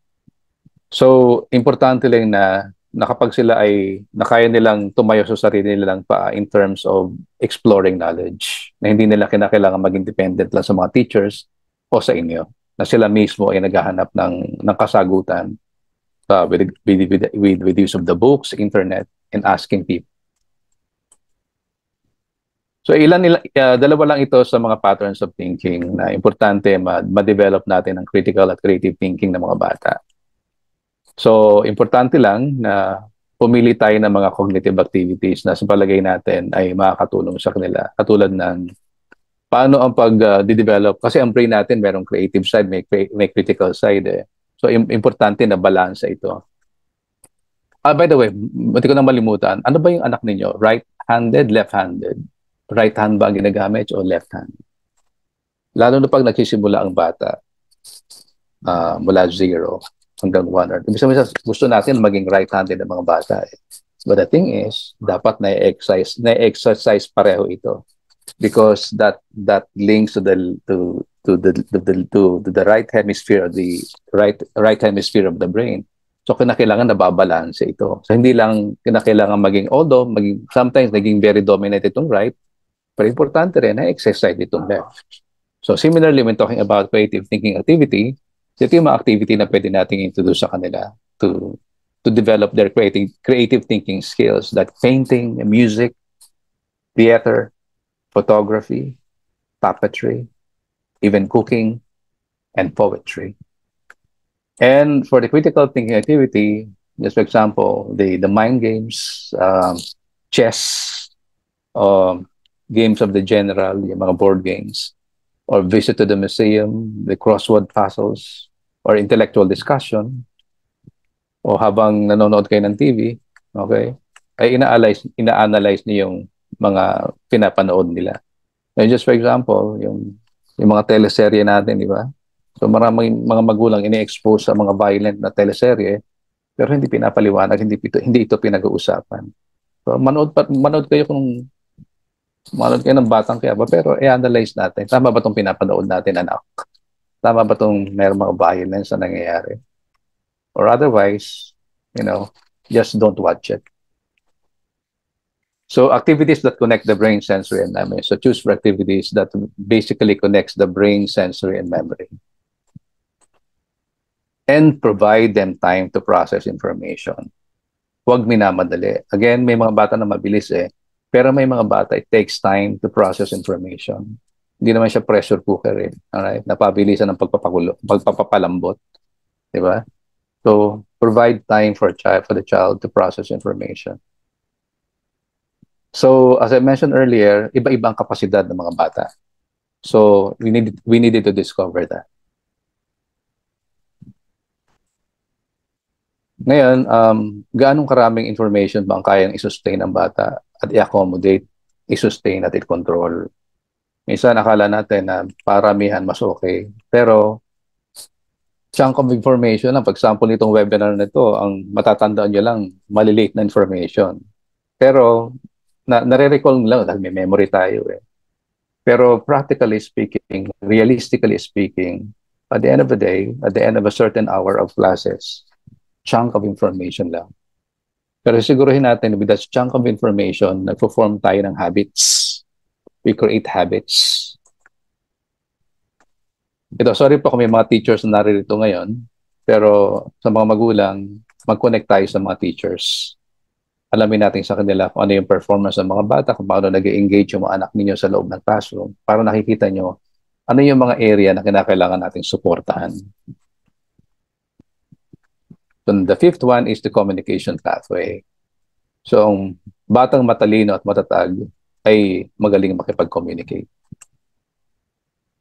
So the communication pathway is about mindfully expressing thoughts and feelings positively and productively by using different modalities. So sisiguraduhin lang natin, so bago lumagpas ang anak natin sa 12, from 0 to 12, ma-master na nila to. Huwag na nating hayaan pa na sa high school pag gagawin o sa college pag gagawin, na ma-master nila ang pagsasalita, pagsusulat, pagbabasa, at pakikinig. Ito yung foundation. So from 0 to 12, give them all the opportunities na ma-master nila until 12 years old ang pagsasalita, pagsusulat, pagbabasa, pakikinig. Tell you, nagtuturo pa ako ng college ngayon. Marami akong mga estudyante nasa college na hirap mag-express ng sarili. Hirap magsalita. Walang ka-confidence na magpahayag na kanilang sarili. Most probably, hindi naging maganda ang foundation. So my dear parents, this is the time for you to really, create an opportunity for your child to master this area. Ulitin ko ulit, wag na kayong mag-antay pa ng high school.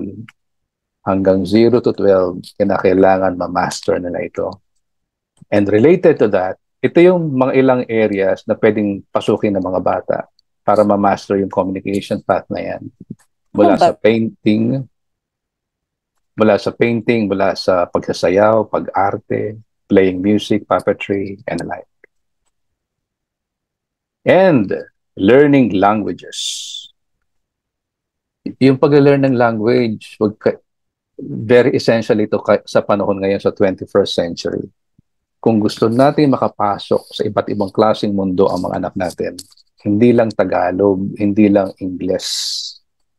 Yung mag-introduce na tayo ng mga ilang language na maaring interesado sila. Because this is the best time. Kasi di ba, ang mga anak natin, 1-year-old pa lang, 2-year-old pa lang, hindi sila pumupunta sa school, pero sa pakikinig pa lang na sa conversation natin, natututo na silang magsalita ng mga languages natin. So again, this is the best time to introduce languages, Chinese, Russian, or French, or even Arabic. Kasi ito rin ang magbibigay ng pintuan sa kanila in the future. Kapag gusto nilang mag-explore ng trabaho sa ibang bansa, di ba? Meron silang language na lang. Kaya nakakalungkot, yung ibang parents, example, yung nanay o tatay, nanay ay Ilongga, ang tatay Bicolano, pero hindi nila na-introduce yung kanilang dialect. Nakakapanghinayang. Kasi napaka-importante nun sa development ng brain. It is an exercise of the brain. Kaya ulitin ko ulit, this is the best time. The 0 to 12 is the best time to introduce languages. And the 6th is the ecological pathway.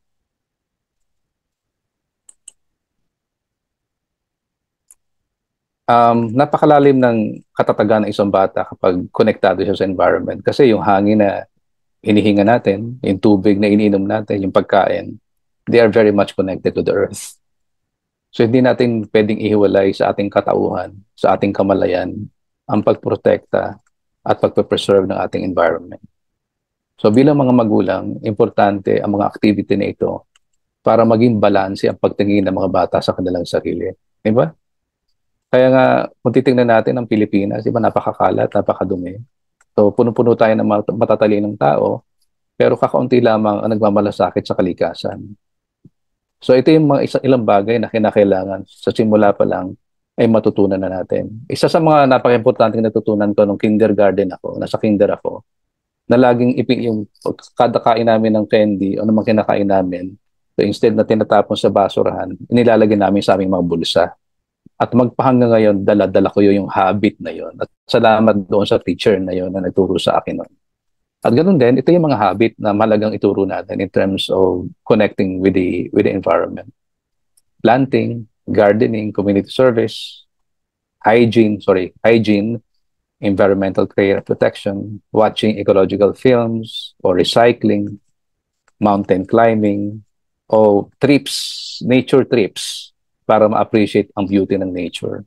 So, importante kapag namamasyal tayo, ipinapakita natin, kinakausap natin ng mga anak kung gaano kahalaga ang kalikasan sa buhay natin. Hindi lang siya nagiging pleasure trips na lumilipas yung karanasan pero walang naiiwan na learning doon sa brain and sensory ng mga bata.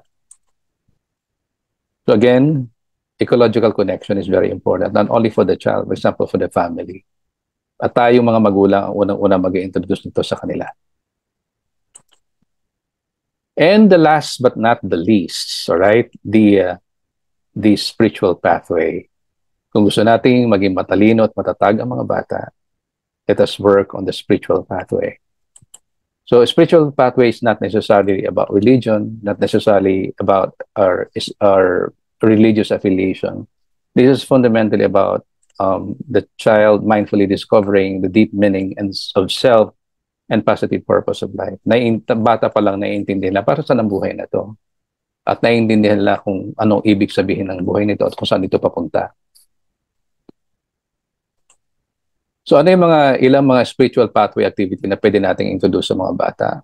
So discussion and reflection about life, deep sense of God, deep sense of self, pag-attend sa mga religious practices, pagpunta sa simbahan o sa church ninyo, at patuloy na pag-explore o charity work, at pag-take ng mga meaningful roles and responsibilities.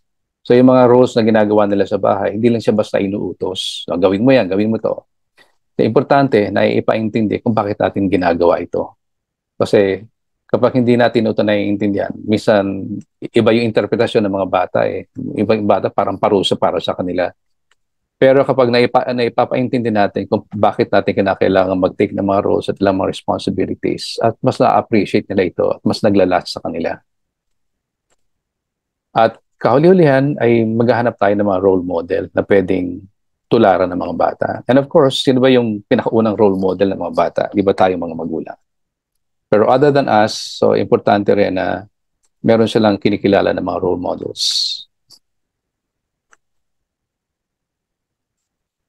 So spiritual values na kinakailangan nating i-develop, katulad ng compassion, pagmamalasakit, respeto, trust, generosity, courage, self-confidence, discipline, pagiging responsable. So imagine niyo anak ninyo na matalino in many aspects, but at the same time, meron ganitong klaseng values. So at the end, ay nagkakaroon ng mindful control ang mga anak natin sa kung ano ibig sabihin ng buhay. Sila mismo ang nagdidesisyon kung ano ang ibig sabihin nito. So muli, so kung titingnan natin, so nasaan ang ating mga anak? Anong klaseng, anong mga path ang ini-introduce natin sa ating mga anak? Ano sa palagay natin sa mga path na ito ang mas kinakailangan pa nating pagtuunan ng pansin para mas ma-realize natin ang talino at katatagan ng isang bata? Alright, ngayon, let me introduce now the Batang Mautak Matatag programs. So ngayon, so pagkatapos ko ma-introduce ito sa inyo, ano ang gagawin natin ngayon? What we do now?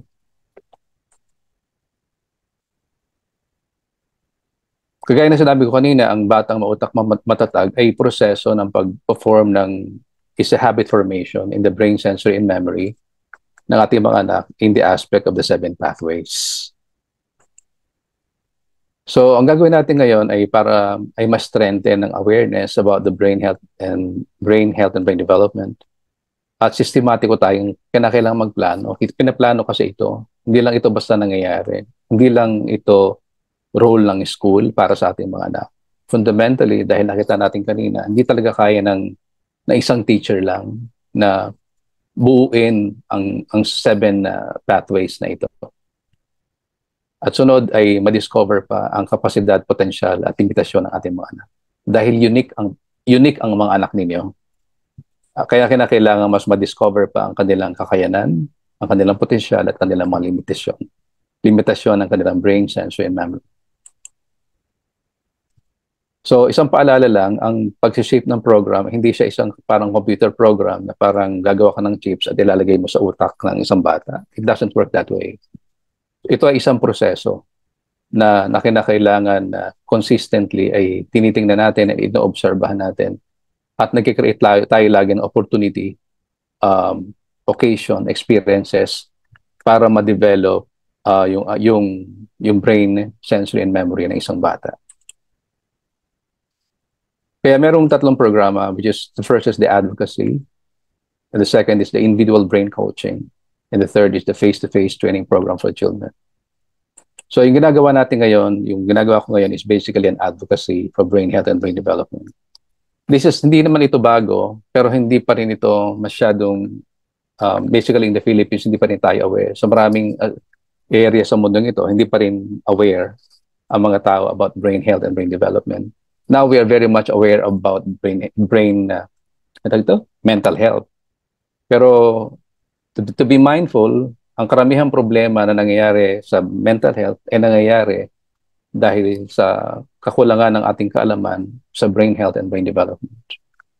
So sa mga minamahal ng mga magulang, sa bahagi ito na sana ay matulungan niyo rin ako na mapalaganap ang awareness na ito sa pag-aalaga ng health at gayon din sa pagpupush sa brain development ng isang bata.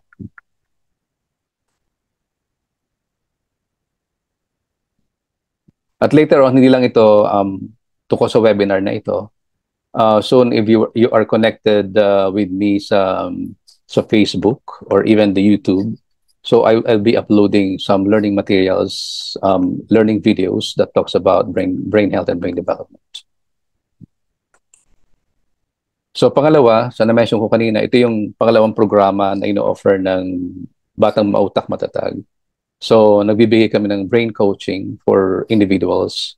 Kaya sinabi ko kanina, bawat isang bata ay unique. So kinakailangang magabayan ang mga magulang kung paano tingnan at mas systematic kung makapagplano kung ano ba ang mga pwedeng gawin para mas ma-enhance pa ang brain health and brain development ng isang bata.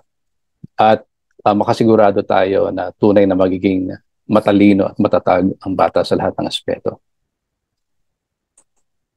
So ang brain coaching ay binubuo ng assessment na nakapaloob doon sa brain 7 pathways sa brain development and brain health.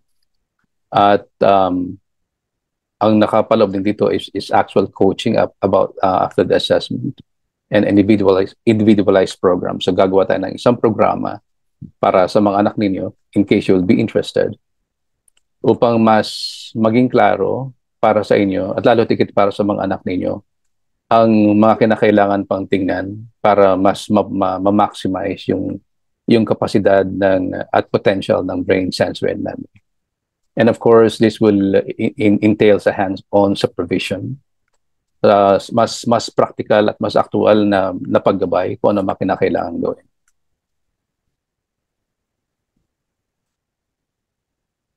And very importantly, ay ma-coach ang mga estudyante. So hindi lang ito awareness ng mga magulang, very, very, very importantly, habang nagde-develop ang mga bata, sila mismo ay magkaroon ng awareness sa kanilang kakayanan, sa kanilang potential, at sa limitasyon ng kanilang brain, sensory, and memory.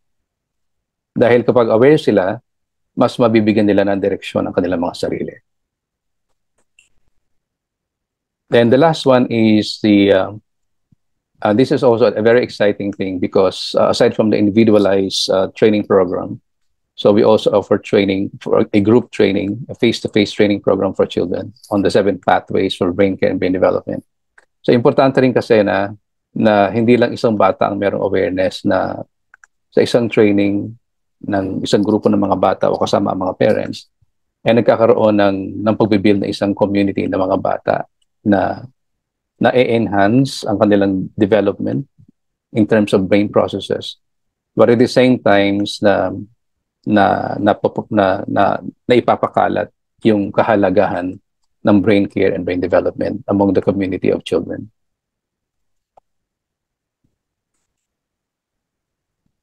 So muli, ang nakasalalay ang talino at katatagan ng bata sa talino at katatagan din ng mga magulang.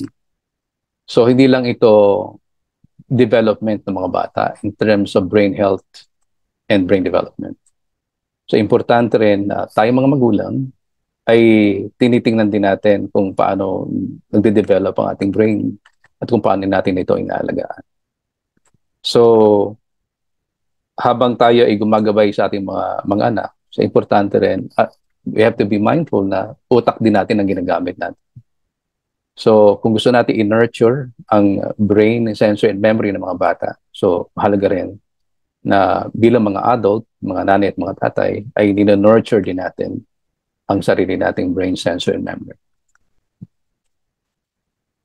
So, soon our children will choose a life path on their own. Isang araw, lalaki ang mga bata na yan at maglalakad na mag-isa.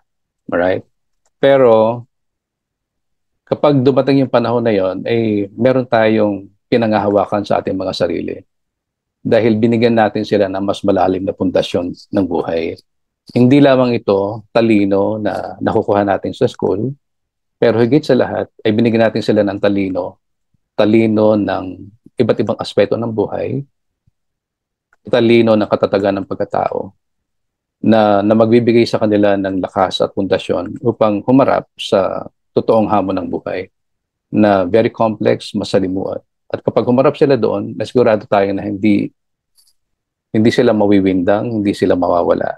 Dahil binigyan natin sila ng malalim na pundasyon tungkol sa ibig sabihin ng talino at katatagan.